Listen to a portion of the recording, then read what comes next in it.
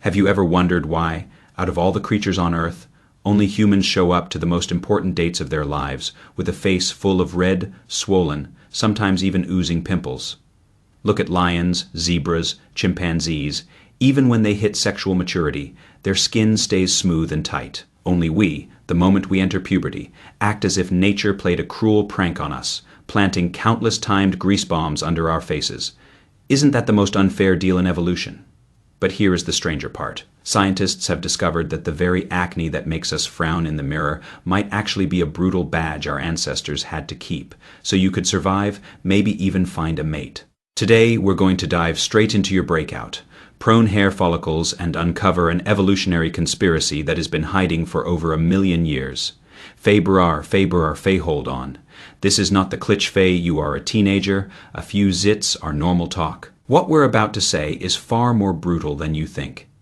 In primitive societies, skin infections were deadly. A tiny red swollen pus-filled bump, without antibiotics, could within days spiral into sepsis and kill a young hunter. By all logic, evolution should have acted like a security screener and filtered out every gene that makes adolescent faces rot. Yet after hundreds of thousands of years, not only did we not screen it out, it became a fixed program that plays out on nearly every human face. It forces us to ask, has acne been a survival tool that has been wrongly accused for way too long? Fay, many people think acne is just about not washing your face properly or eating too much spicy hot pot. The truth is completely different. Even if you wash your face with clean water 10 times a day, eat like an ascetic, and turn off the lights to sleep at 8 sharp every night, when you hit 14 or 15, you'll probably still have to show up at school with that face. Because acne is fundamentally not a hygiene issue. It is a physiological destiny written into your genes. It is a high-cost contract you signed the moment you stepped onto the tightrope of human evolution. Today, let's start from the very first line of that contract and see what every pimple on your face is paying off for you. Fado, understand this. We have to zoom in into your hair follicles. At the root of every hair on your body, there is a tiny sac called a sebaceous gland. Normally, it is a hard-working oil factory producing sebum around the clock. The sebum climbs up the hair shaft and onto the surface of your skin, coating your bare body with a protective film. That oil both locks in moisture and blocks bacteria. In the animal kingdom, it is a pretty ingenious design. But this system of ours has one fatal flaw. The opening of our follicles is way too easy to clog. Fay what clogs? It is the dead skin cells shed by your own metabolism. Normally, these dead cells silently flake off and float away. But in some people's follicles, like a sewer pipe that hasn't been cleaned in ages, dead skin builds up thicker and thicker, eventually sealing the exit shut. Inside, the sebaceous gland has no idea that traffic is completely blocked outside and keeps working madly. The whole follicle turns into a sealed oil bomb. At this point, you don't feel any pain yet. It is just a tiny white bump pushing up on your skin. That is a closed comedone, what we call a whitehead. If the opening gets oxidized by air and turns black, it becomes the blackhead we all know. Fay, but what really takes a pimple from silent to explosive is a bacterium that normally lives inside your follicles, Cutibacterium acnes. Usually, it honestly eats a little sebum and lives peacefully with you. But once the follicle is blocked and a ton of oil piles up, it is like the bacteria suddenly got locked inside an awl. You can eat buffet. It multiplies like crazy, devouring everything. Your immune system finally snaps awake, immediately mobilizes masses of white blood cells into the site, and launches a bloody street war against the bacteria. The clinical manifestation of this war is that red, swollen, painful touch pimple. In severe cases, it can become cysts and nodules. And even after the battle ends, it leaves pitted scars, like a landscape shelled by artillery. Fayso. The question is, why don't cats, dogs, tigers, or chimpanzees get this stuff? The answer lies in 2 evolutionary choices unique to humans. The first choice is that we shed our fur. Among mammals, almost only humans evolved large areas of bare skin to run long distances on the African savanna without dying of heat. We ditched our insulating fur and traded it for sweat glands all over our bodies, using sweat to cool down. The strategy worked brilliantly, making us one of the most enduring runners on Earth. But as our fur went up in flames, so to speak, the job of protecting our skin fell entirely on the sebaceous glands. Human sebaceous glands therefore evolved to be far larger and far more active than any other primates, secreting vastly more oil. The more they secrete, naturally, the higher the chance of a traffic jam. Faber's second choice is even more crucial. We delayed maturation. Most mammals reach sexual maturity in months or a year or two, with a smooth, steady transition, no dramatic hormonal swings. But to leave time for our super-energy-hungry brains to develop, we humans forcibly postponed sexual maturity by over a decade. Throughout those years, the body keeps storing energy, brewing for a massive transformation. And then, puberty hits the adrenal glands, and the gonads suddenly begin pouring out androgens. Don't think only boys have androgens. Girls have them too, just at different levels. Androgens directly order the sebaceous glands to enlarge and double their oil output. The already clog-prone follicle pipes, at this moment, are completely drowned by the surging oil. Faso. You see, other animals either have fur to give the oil somewhere to go, or they mature early with smooth hormonal transitions, or they simply don't have that many sebaceous glands. Humans, on the other hand, lost their fur, set up a decade-long hormonal roller coaster, and coupled it with an extremely sensitive immune system. Layer these things together, and it guarantees that every adolescent kid will go through an indiscriminate oil war on their face. But evolution never makes a losing deal. If acne were only harmful, it couldn't possibly have been preserved this universally in humans. So what did it trade for us? In other words, what kind of survival trump card did those acne-covered ancient teenagers hold compared to people with clear skin? The answer to that question might give you a tiny bit of respect for the pimples on your face next time you look in the mirror. Fato find that trump card. We have to shift our perspective from the aesthetic anxieties of modern society back to an ancient tribe, tens of thousands of years ago, a time with no language, no ID cards. In that era, whether a person was accepted by the tribe, whether they could find a mate, often depended on whether they could emit some honest physiological signals that couldn't be faked.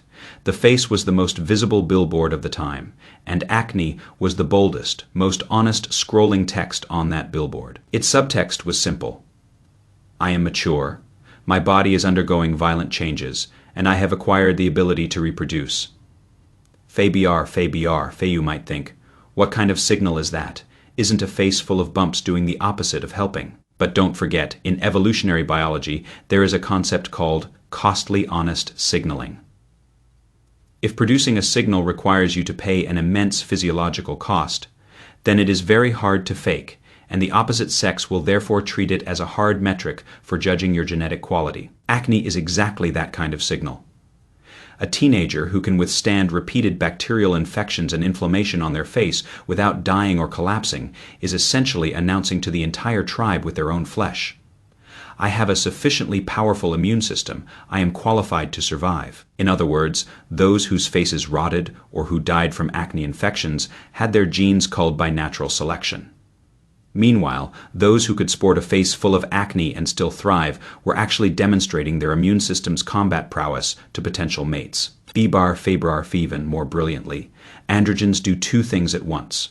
On one hand, they make your sebaceous glands go crazy and erupt into acne. On the other, they sculpt your secondary sex characteristics, deepening a boy's voice, increasing his muscle mass, widening a girl's pelvis, redistributing her body fat. What this means is that acne is not an isolated skin incident. It is the most conspicuous wave cresting on the surface of the entire adolescent sexual maturation tide. A potential mate in an ancient tribe might have had no idea what an androgen even was. But when she saw from afar that young man's face covered in red, undulating pimples, her subconscious received a very clear message. This person is turning into an adult capable of mating.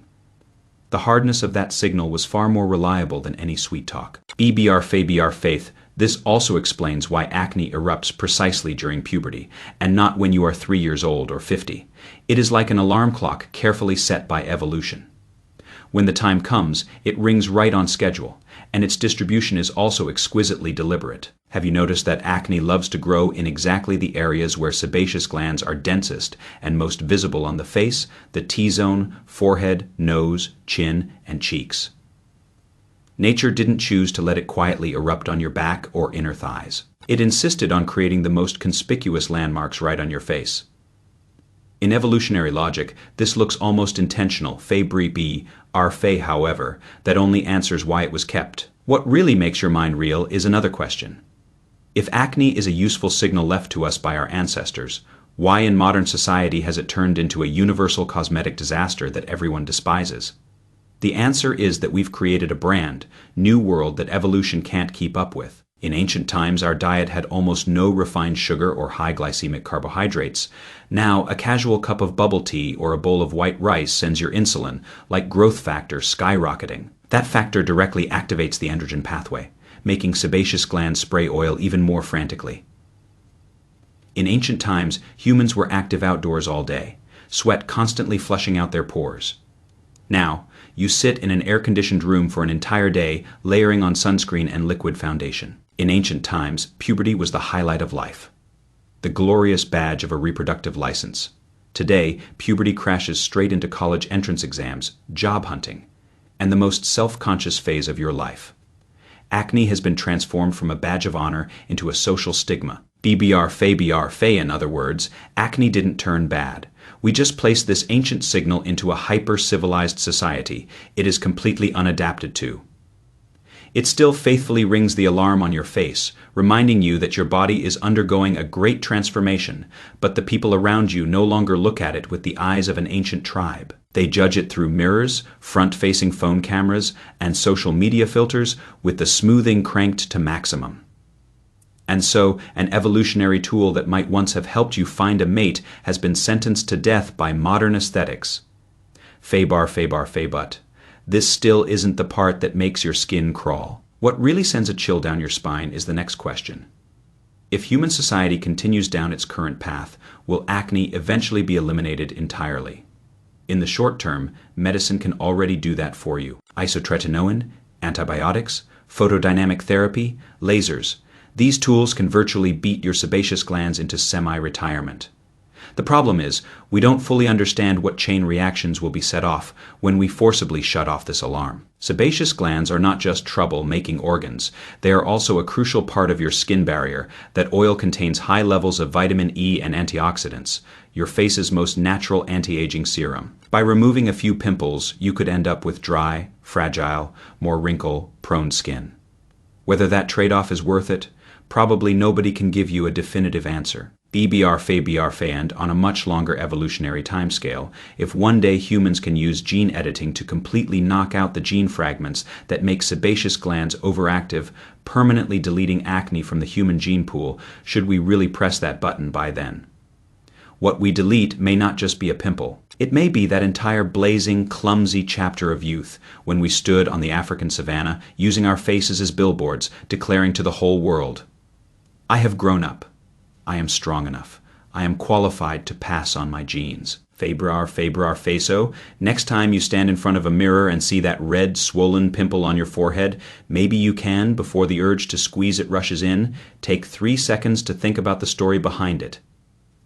Inside that pimple is the entire evolutionary journey you have traveled as a human over the past few million years. It remembers how your ancestors shed their fur and sprinted naked under the blazing sun. It remembers how your brain greedily devoured energy, forcing your body to postpone sexual maturity again and again. It also remembers that in an ancient era, without ID cards or phase, your face was your entire credit record.